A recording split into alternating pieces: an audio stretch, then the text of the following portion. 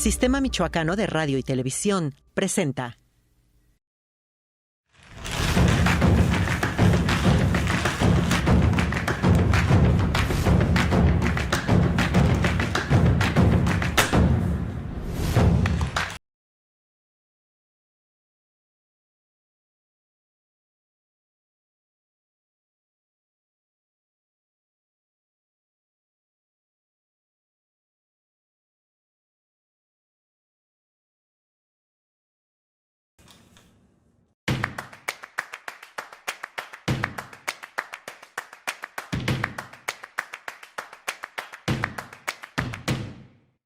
¿Qué tal?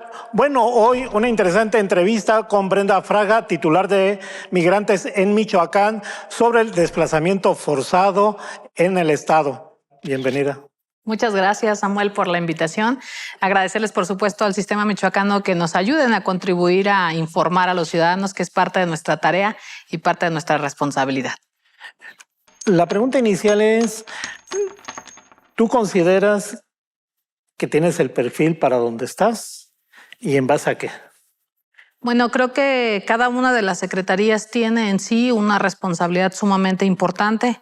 Esta secretaría en particular surge no por una decisión de análisis sobre la estructura que requería un Estado, sino en realidad esta secretaría surge por la presión de los propios migrantes, de mujeres y de hombres que entienden las causas que los han llevado a migrar. Por lo tanto, creo que en particular en esta secretaría lo que hace falta es alguien que conozca de muchísimos de los temas en el Estado, que conozca de las problemáticas generalizadas que contempla la ciudadanía actual y sobre todo que tenga empatía con las respuestas hacia las mujeres y hacia los hombres. En este caso, la experiencia que yo he tenido en el Congreso, 2 legislaturas, esta tercera legislatura pues estoy participando con el gobernador, pero es lo que me ha permitido en estas 2 legislaturas prácticamente completas tener un contexto claro de lo que representan las necesidades en Michoacán, desde todos los aspectos y desde todos los sectores. Por eso creo que en mi formación básica como maestra de comunidad, como maestra de comunidades con conflictos serios, me permite además avanzar en esta perspectiva que se requiere desde los ojos de la migración. Por eso creo tener el perfil para poder atender esta responsabilidad, además del trabajo y la organización que se requiere con los diferentes sectores, no solo con los migrantes, sino los migrantes y el tema de seguridad, los migrantes y el tema de salud, los migrantes y el registro civil, los migrantes y cada uno de los aspectos que conlleva a materializar prácticamente la respuesta a las problemáticas y de abandono histórico que han tenido en nuestro estado. Es de que, bueno, yo desde que inició el gabinete, de las escasas mujeres que veo demasiado activas o hiperactivas, es el tuyo. O sea, es un caso que uno vislumbra. Y luego vienen las malas especulaciones, yo diría, o las especulaciones. No, pues es que quiere ser diputada, quiere ser senadora. No quiere ser senadora, o sea, pero vienen las especulaciones que tienen que ver un carácter político. Y luego eres de las más que mediáticamente se ven. Como tú, si hacemos digamos, una evaluación, te ves más que muchas y que muchos del gabinete. Muy activa, muy todo lo demás. ¿Esto es así o es una apreciación así muy tanteada? Bueno, creo que eso habla de que estamos haciendo un trabajo bien. Creo que prácticamente quienes estamos al frente de una responsabilidad como esta, yo la asumo con un compromiso de fondo. Y uno de los temas que yo he notado con mayor abandono en la Secretaría del Migrante justo es el que la gente no sabe para qué sirve la Secretaría del Migrante. Por eso cuando llegamos a partir del 1 de octubre, una de las metas era visibilizar a la Secretaría del Migrante como una tarea de equipo, como una tarea colectiva. Se lo hice saber varias veces al señor gobernador, el tema importante de que esta secretaría es especial, atiende a los 4 millones que viven en Michoacán y atiende a los 4 millones que viven del otro lado de la frontera. Por lo tanto, es especial esta secretaría.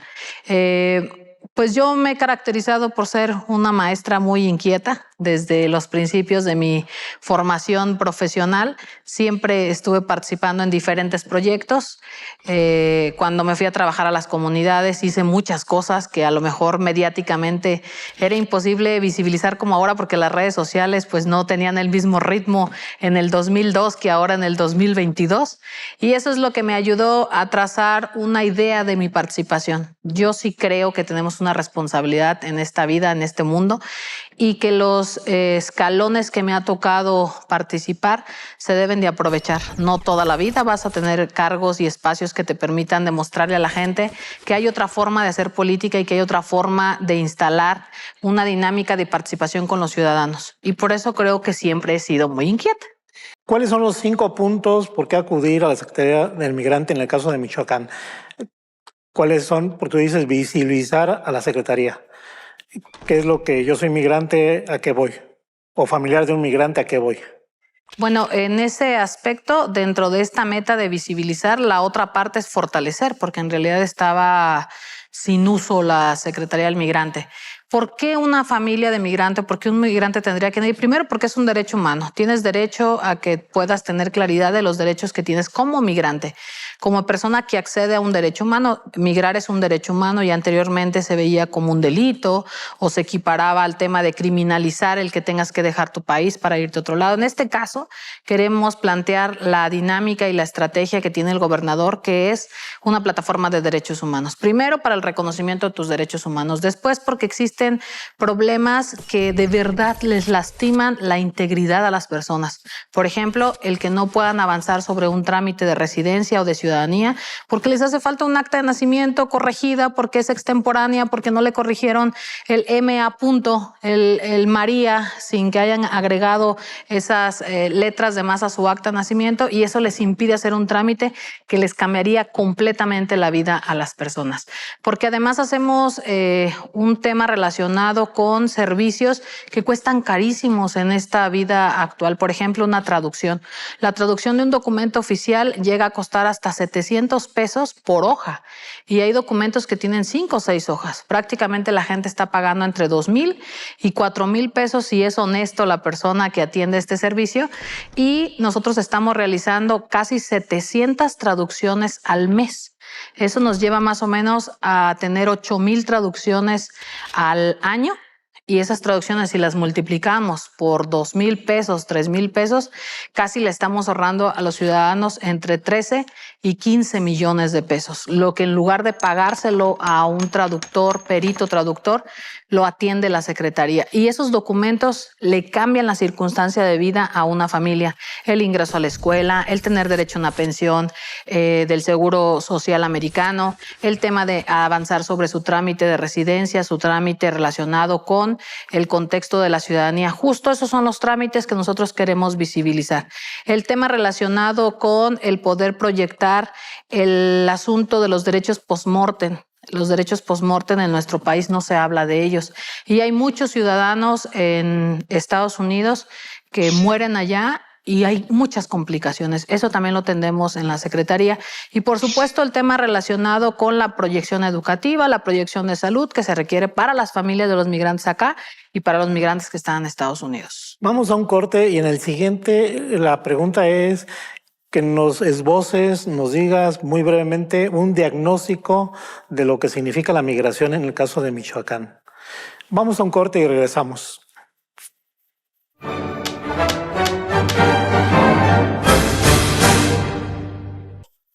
Y bueno, retomando la pregunta anterior que la dejamos en suspenso, es el diagnóstico. ¿Sería un diagnóstico que tú tengas sobre la migración, en particular el caso de Michoacán, que es muy distinto a la mayoría de los estados y no tan distinto en estados como Zacatecas o 5 más, pero no muchos? Bueno, en el estado de Michoacán, primeramente, tenemos un tema sumamente complejo porque tenemos cerca de 4 millones de michoacanos viviendo en Estados Unidos. Esta ley, y como lo comenté en el espacio anterior, surge a partir de la presión de los clubes migrantes o de los propios migrantes. Y aquí es donde empezamos a hacer una tarea para visibilizar cómo se encuentra la migración.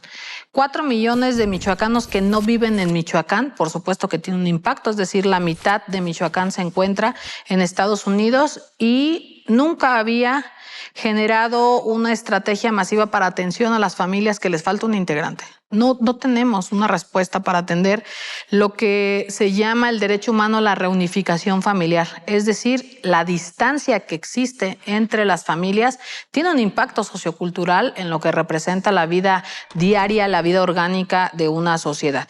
Esto nos lleva a hacer una reflexión mayor. En este contexto, pues tenemos migrantes que no han podido tener, por ejemplo, el Seguro Social mexicano, que prácticamente se fueron a iniciar una situación de trabajo laboral, que esto en el diagnóstico que nosotros realizamos al inicio de del gobierno del maestro Alfredo, generó diferentes circunstancias. Una de ellas que nos encontramos es el tema de las remesas. El que cada familia se ha hecho responsable de mandar sus remesas. El año pasado cerramos con 5,100 millones de dólares. Eso representa en pesos mexicanos más o menos 102,000 millones de pesos. Quiere decir que llegan más de remesas que lo que representa el presupuesto de Michoacán. El presupuesto de Michoacán son 81,000 millones de pesos y de remesas llegan 102,000 millones de pesos. Casi llega lo que corresponde a la nómina magisterial extra, a lo que representan las remesas. Esto también tiene un impacto. En primera instancia, solo tenemos este dato certero porque el Banco de México pues hace un reporte, pero los migrantes no solo traen dinero, no solo mandan dinero, mandan carros, mandan ropa, mandan electrodomésticos, mandan un sinfín de artículos que necesitan sus familias y que por supuesto eso no tiene una contabilidad como tal en el estado de Michoacán. Eso nos lleva a otro escenario, el tema de la salud. Cuando les preguntamos a las familias de los migrantes en qué se gastan sus $400 promedio por familia que les llegan al mes, se lo gastan en 3 cosas principalmente. Primero en alimentos, luego en servicios y luego en salud. Y aquí, estos 3 puntos nos ha dado pie a hacer el plan especial de atención a los migrantes. Le hemos llamado a uno de los programas remesas productivas, es decir, que le rinda más el dinero a la gente, porque migrar pues no es aquel sueño americano donde la gente se imagina que va a llegar a barrer dólares y entonces pues nada más se trata de ir a recogerlos y ya. La realidad es que los migrantes pasan por situaciones sumamente complejas, una de ellas pues el tema de la discriminación, el tema de la xenofobia, del racismo que existe. No todos los estados de Estados Unidos son empáticos con la migración, no a todos les agrada que los mexicanos sustituyan mano de obra o de cualquier otro país. Esto ha generado que este diagnóstico que tenemos esté pensado sobre la base de los derechos humanos, sobre proyectar esa posibilidad que tenemos como Estado de devolverles la parte de justicia social que le corresponde a los migrantes. Si ellos sostienen las comunidades, sostienen las familias, sostienen cada uno de los hogares donde un integrante es migrante, obviamente pues se le debe devolver y la forma de devolverlo es haciendo bien nuestro trabajo. En este contexto del diagnóstico hay una parte que nosotros pretendemos resaltar el resto de los años que tiene posibilidad el maestro Alfredo de representarnos, y es lo que tiene que ver con la feminización de la migración. Es decir, las mujeres están migrando más, pero uno de los conceptos por los cuales o motivos por los cuales está migrando es el tema relacionado con la violencia de género. Para las mujeres se está convirtiendo en una alternativa de sobrevivencia. Y justo esto es lo que nosotros queremos resaltar en este diagnóstico, atender de fondo algunos problemas como por ejemplo la migración tradicional.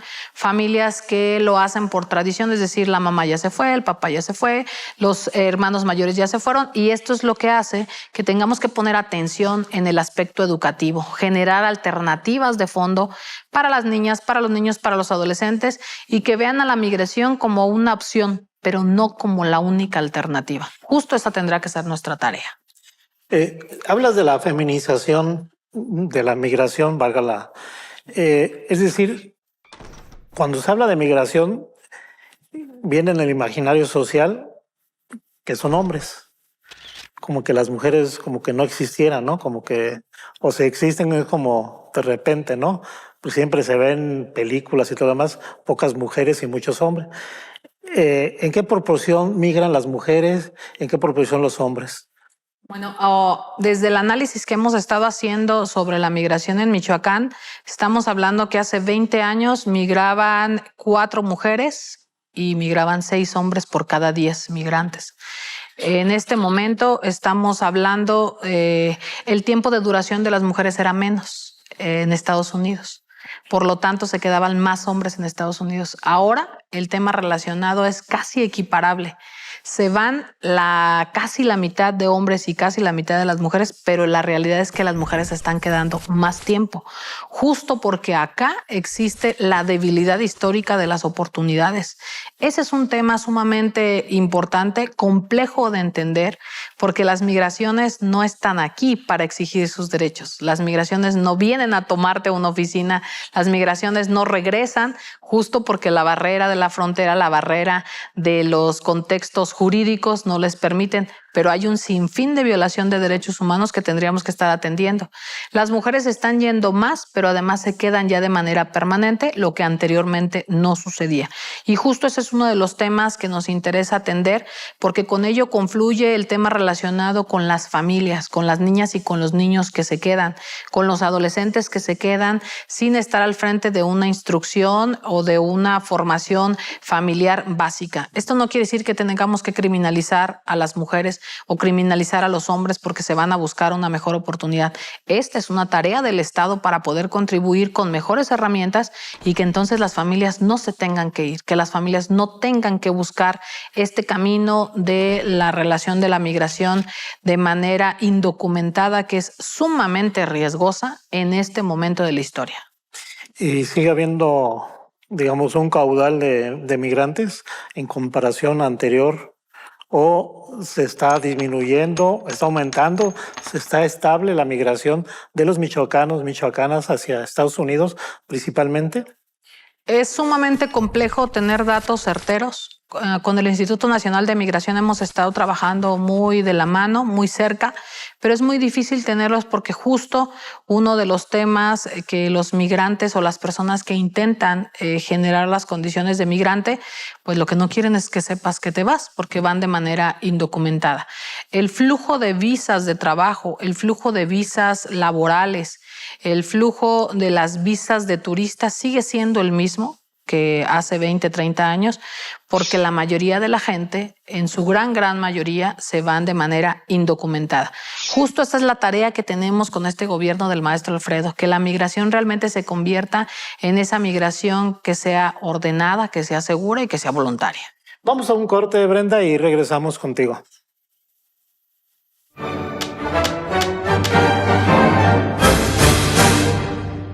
Brenda, hay un tema que preocupa, o cuando menos de este lado, que es el tema de desplazamiento forzado en zonas de violencia o de inseguridad.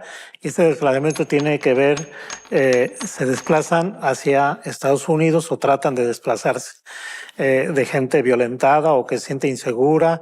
Hablamos anteriormente de la franja Tierra Caliente, Apatzingán hacia Cualcomán, Sierra Costa. Esto, ¿qué tan agudo o tan estresante es este problema que hay? ¿O cómo lo visualiza el gobierno o tú en particular? Es un problema sumamente serio que nos lleva a más de 35 instituciones en el Estado a poner atención. En octubre empezamos a recibir observaciones respecto al tema del desplazamiento. El tema del desplazamiento es un fenómeno que tiene años instalado en nuestro país y años instalado en nuestro estado. El primer presidente de la República que hizo un reconocimiento del desplazamiento fue Andrés Manuel en el 2020. En el 2020 él visibiliza el tema del desplazamiento en varios estados y entre ellos Michoacán.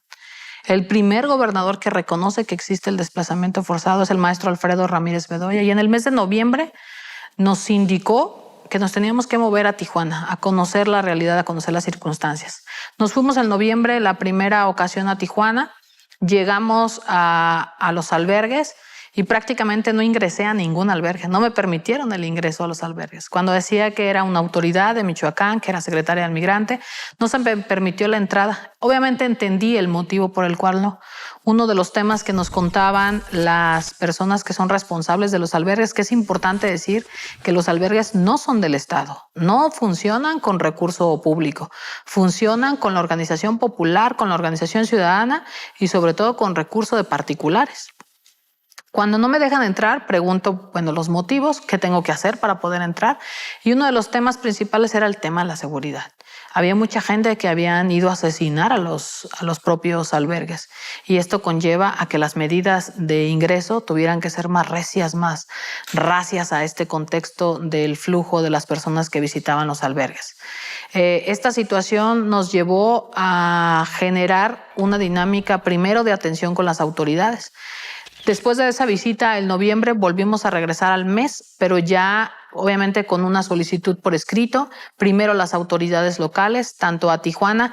¿Y por qué Tijuana elegimos? Porque Tijuana es la frontera más compleja que existe en el mundo. No es una frontera común con el resto de las fronteras.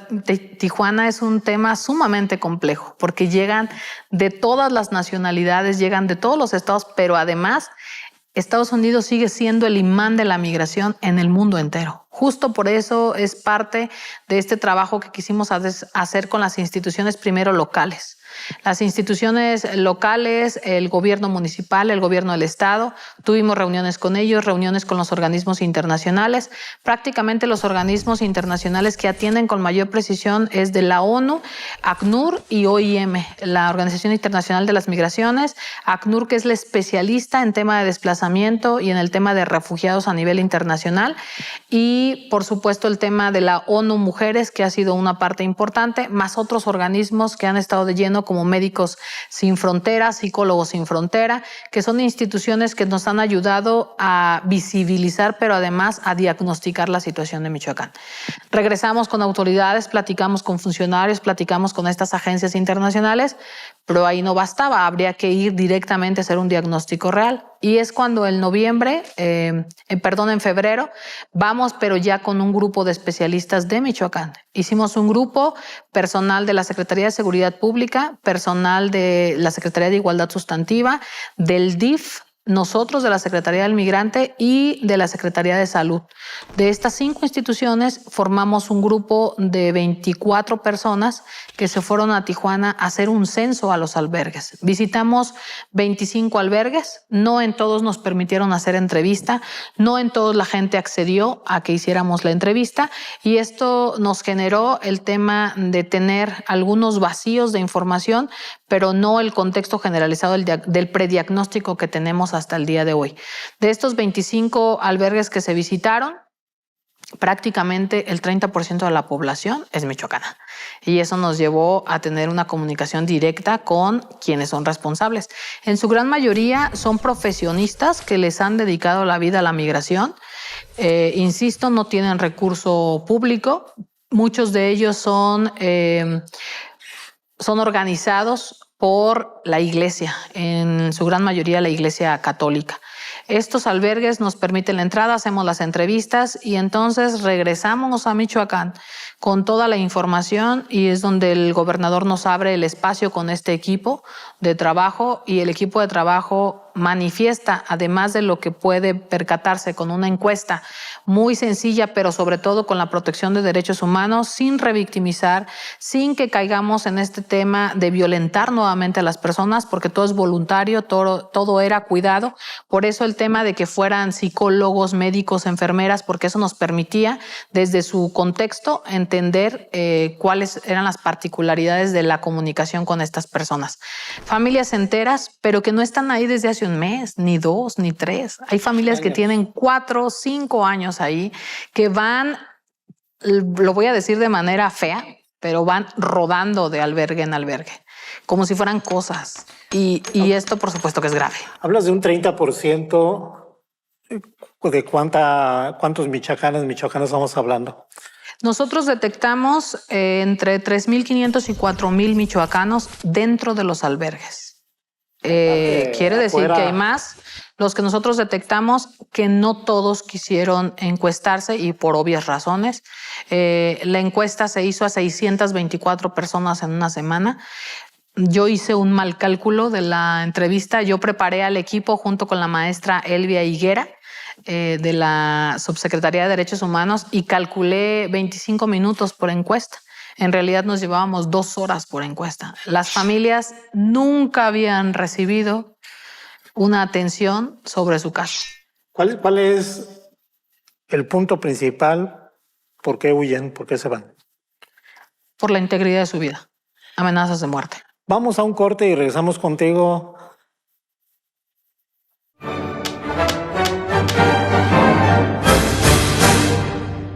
Y bueno, te decía, me contestaste sobre cuál es la causa principal por la cual se van o llegan a los campamentos a Tijuana.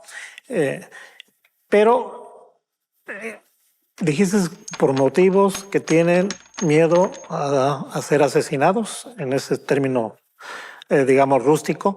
¿Y ellos de dónde son, la mayoría? Bueno, ese es otro dato que nos alarma a nosotros, pero que le ocupó al señor gobernador. Y es el tema relacionado a que encontramos gente de 21 municipios. ¿Cuántos? Esto nos lleva a tener claro el abandono histórico que tiene nuestro Estado. El que las instituciones anteriores, los responsables de las instituciones anteriores, prácticamente invisibilizaran la situación, la omitieran, lo ignoraran y que esto se volviera más grave sin que tuviéramos oportunidad de frenarlo, de contenerlo y de delimitar las responsabilidades de cada quien. Justo nosotros creíamos que íbamos a encontrar solamente gente de Aguililla, Tepalcatepec, Apatzingán, Buenavista, de toda la ruta hacia Tierra Caliente. Pero en realidad nos encontramos muchas familias de Uruapan, muchas familias de Morelia, nos encontramos familias de Ciudad Hidalgo, de Zitácuaro, de lugares donde anteriormente no tenías una familia desplazada. Esta situación nos lleva a que el planteamiento de la estrategia que se tiene que llevar a cabo para el tema no solamente de prevenir el desplazamiento, sino atender el desplazamiento, pero además la reparación del daño al desplazamiento debe ser mayúscula y debe ser con mayor precisión. Por eso es que el señor gobernador, después de estas entrevistas que se realizaron, hicimos mesas de trabajo y pedimos el apoyo a las instituciones que son expertas en el tema. A partir de hace un mes aproximadamente, nosotros nos tardamos en asimilar la información, en sistematizarla, ordenarla. Nos tardamos 1 mes y medio de trabajo con psicólogos, con médicos, enfermeras, incluso con personas expertas en el tema de seguridad del Estado. Y a partir de esta información es que le hicimos un planteamiento al gobernador y el planteamiento consiste en 6 mesas de trabajo con especialistas, pero con las 38 instituciones que tienen que participar en la solución. ¿Cuál es la debilidad que tenemos institucionalmente sobre el tema del desplazamiento forzado?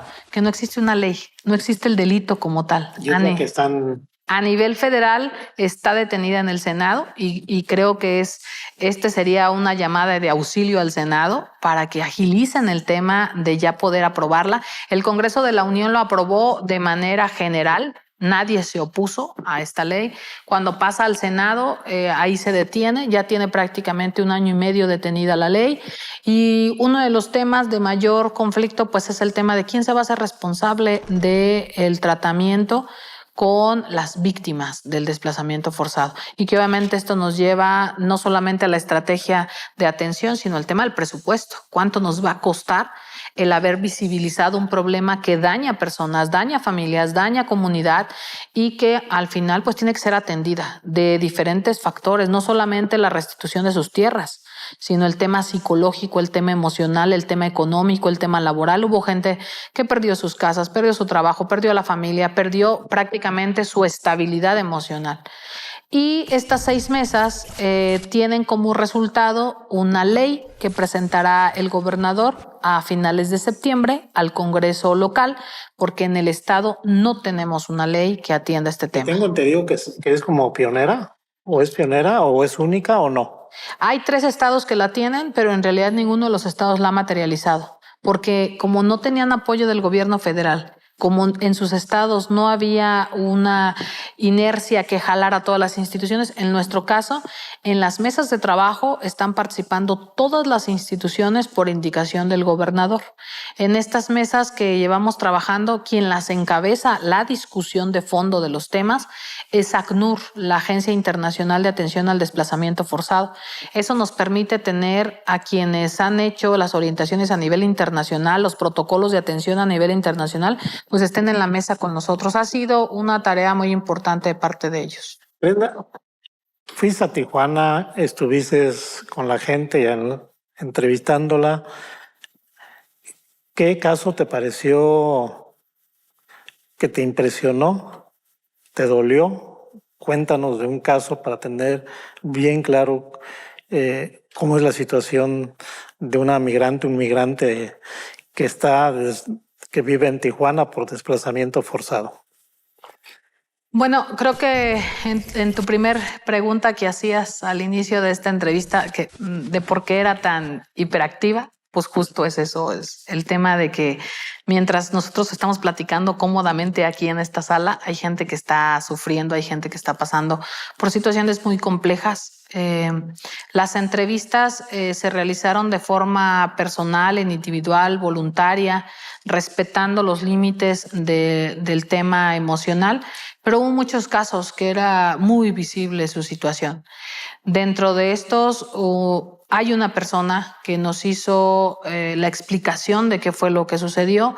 Una mujer, más o menos tiene 42 años, mi edad, yo tengo 43 años, con 3 hijos, donde se ve de la noche a la mañana prácticamente sola, pero donde nos cuenta su historia. El hecho de que un día pues le dicen ya no puedes llevar a tus hijos a la escuela porque quemaron la escuela. Y entonces empieza a generarse lo que en realidad el foco de esta discusión, que es el crimen organizado, pretende, que es el caos colectivo, que es el terror colectivo. Ya no puedes llevar a tus hijos a la escuela. Y entonces a la siguiente semana, 15 días después, ya no puedes ir a la iglesia porque entonces la iglesia ya la cerraron. Y entonces en 2 meses después ya no hay médico de la comunidad porque el médico avisó a la Secretaría de Salud y dijo aquí están pasando cosas muy extrañas, muy raras, nos quieren cerrar, nos cortaron el agua, nos cortaron la luz y me tengo que ir. Y el médico se va porque la mayoría de los médicos de las comunidades no son de la localidad. Nos empieza a contar entonces cómo se fue. Ella decía cómo me fueron quitando cosas y no hablaba de cosas materiales, o sea, no su carro, no su casa, sino de cosas. Ya no puedo llevar a mis hijos a la escuela, ya no puedo ir a la iglesia, ya no puedo ir a visitar a mis papás. El tema de que les cortaran, por ejemplo, la luz en algunas regiones, para nosotros, pues a veces cuando nos quedamos con media hora sin luz en Morelia es un caos total. Ahora tener días sin luz o días sin agua o días con estas circunstancias, el hecho de que no pudieras pasar por algún lugar porque entonces te sometías a una revisión, es de las cosas que para ella describió más traumáticas. El hecho de no poderte mover a ver a tu familia, a ver a tus inmediatos, a ir a comprar comida. Cuando empezaron a ver que en la tienda de la esquina, pues entonces ya había menos leche, menos jabón, menos galletas y empieza a reducirse las cosas y es lo que hace que en determinado momento decidan salir a como dé lugar. ¿Ella y quién más? Ella y sus 3 hijos. Ella y sus 3 hijos y aquí es uno de los datos que a mí me parecieron muy duros, que lo he dicho en todas las mesas y que incluso pues genera una situación compleja, pero es que en los albergues no encontramos adultos mayores. En los albergues están mujeres, hombres, niños, adolescentes, pero no hay adultos mayores.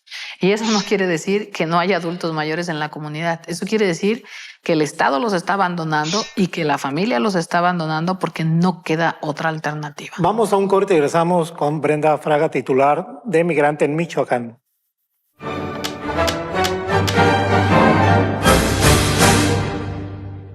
Y bueno, entramos a la parte final, Brenda, sobre este interesante tema. Y hay muchas cuestiones que uno quisiera abordar. Y tienes razón cuando dices que son jerarcas, sobre todo religiosos, los que llevan ese tipo de campamentos en Tijuana. Pero ahora háblame de uno en particular, un michoacano que la Iglesia Católica lo tiene castigado, pero para oficiar misa, pero todos cobra, pues, por supuesto, de las limosnas, el famoso, controvertido, polémico Padre Goyo. Él dice que va y viene y tiene un proyecto que se me hace muy utópico y dice que, bueno, que la utopía parte de eso, de una gran idea alocada para poder concretizarse de una famosa ciudad de Dios en Apatzingán. ¿Sí has oído hablar de eso? Sí, el padre Goyo nos buscó de manera inmediata cuando tomamos protesta. Prácticamente el padre se ha convertido en un referente tanto en Michoacán como en Tijuana. Comentarles que nosotros hemos buscado diferentes ya alternativas para poder encontrar respuesta a la solución. Por supuesto que no nos queremos quedar en el prediagnóstico, ni siquiera en el análisis solamente de una ley. La ley no va a venir a resolver la vida de los michoacanos que se encuentran desplazados. El día de hoy justo tuvimos una reunión con la Comisión de Atención a Víctimas y con la Fiscalía de Atención de Derechos Humanos, porque vamos a realizar la 5ª visita a Tijuana para empezar a atender ya los casos, a la par de que está la construcción de la ley. Esto nos ha llevado a tener comunicación incluso con el padre Goyo para poder visibilizar los casos más drásticos. Hay gente que se tiene que ir a Estados Unidos. Hay gente que hay que buscarle la forma, el apoyo jurídico para que su tema del asilo político pueda atenderse y pueda avanzar. Hay gente que se tiene que quedar en Tijuana, no puede regresar, pero hay que buscarle casa porque los temas relacionados con los tiempos que te permiten los albergues se les ha terminado.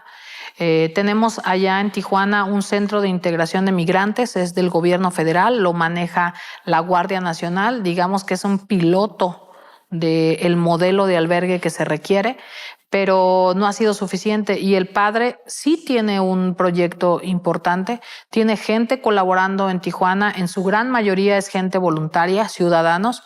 Hay muchos ciudadanos que son voluntarios que fueron migrantes y que ya no se quisieron venir a Michoacán, no por tema de desplazamiento, sino porque les quedó cerca frontera, les quedó cerca su condición con familiares que se quedaron allá. Y justo este flujo del que me preguntabas hace un momento, pues el dato de la repatriación que tenemos son más de 18,000 personas las que regresaron el año pasado. Nos los regresaron. Y lo digo feo también porque no son cosas, pero en el sistema que tenemos, pues representa una gran cantidad de personas que las regresan por alguna razón. ¿A Tijuana? Perdón. ¿O general? Nos las regresan de Estados Unidos, nos las regresan para acá a Michoacán. Okay. El año pasado cerramos con 18,000 personas. ¿En un año? En un año. Demasiadas. Y esas son las que llegan aquí a Michoacán. Hay unas que no llegan aquí, llegan a fronteras, a Tijuana, Mexicali, a Ciudad Juárez. Pero el padre tiene muy buenas ideas. Creo que hace falta estructurar y podernos apoyar entre todos porque el problema es sumamente excesivo para poder tener la capacidad. Yo cuando visibilizo este problema, le fui muy sincera al gobernador, donde le digo, nosotros en la Secretaría del Migrante no podríamos con este tema para atenderlo de forma única, necesitamos del apoyo de todos. Y si no fuera por la voluntad del gobernador, si no fuera por el trabajo que el gobernador nos ha encomendado, no avanzaríamos en el tema del desplazamiento. Acá la intención es llegar a la reparación del daño, a que busquemos entonces soluciones duraderas, soluciones permanentes y soluciones integrales. Y justo estas 3 características de la solución lleva tiempo, lleva mucho dinero y lleva mucha estrategia. Porque al fin hay gente que no la vas a hacer regresar, aunque le digas que las cosas han cambiado en Michoacán. ¿Cuánta gente es la que se tiene que ir a Estados Unidos y cuánta es la gente que se tiene que quedar por situaciones, como tú dices, de seguridad?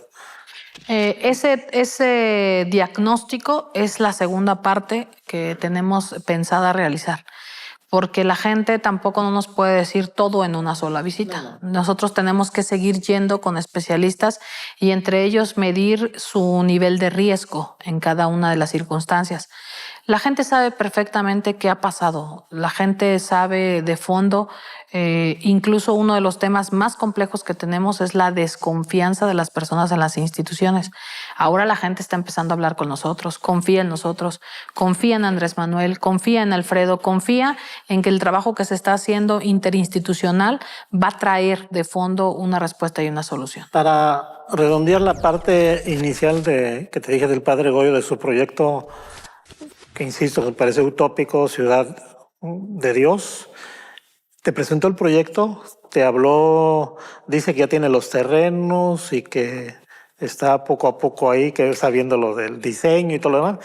¿Te presentó el proyecto? Sí, sí nos ha acercado proyectos dentro de esa propia Ciudad de Dios. Habla de una universidad, habla de una clínica, habla de muchas cosas que, digamos, tendría que ser la aspiración de una sociedad que se conforme, que se conforma por varios elementos. Creo que el proyecto no está mal. Lo que creo que no podemos suplir al Estado, no podemos suplir a las instituciones, no podemos suplir. Creo que lo que tendríamos que aspirar es al fortalecimiento de las instituciones, al fortalecimiento de la responsabilidad que tenemos, porque los ciudadanos no pueden suplir al Estado, porque entonces el Estado no tendría razón de ser. El Estado tiene que cumplir con la garantía de salud, de educación, de las necesidades estructurales que se requieran, y justo el tema de atender el desplazamiento forzado de fondo y no de forma es lo que nos va a permitir que la sociedad tenga plena confianza en esta nueva forma de hacer política. Te voy a hacer esta pregunta porque voy a insistir un poco en la llamada franja para mí de Tierra Caliente, de Apacingana hacia la Sierra Costa, Cualcomán, Coahuayana, Aquila, Chinicuila. Y bueno, la pregunta es, tengo la idea o la presunción de que ya hay un mayor cordón de seguridad en aquella región, pero hay una tensa calma. Y esta me dices si es tensa calma o lo que tú consideres, y si esto ha inhibido, que lo que ustedes esperaban, ese desplazamiento que antes era muy fluido. ¿Lo ha detenido o todavía sigue?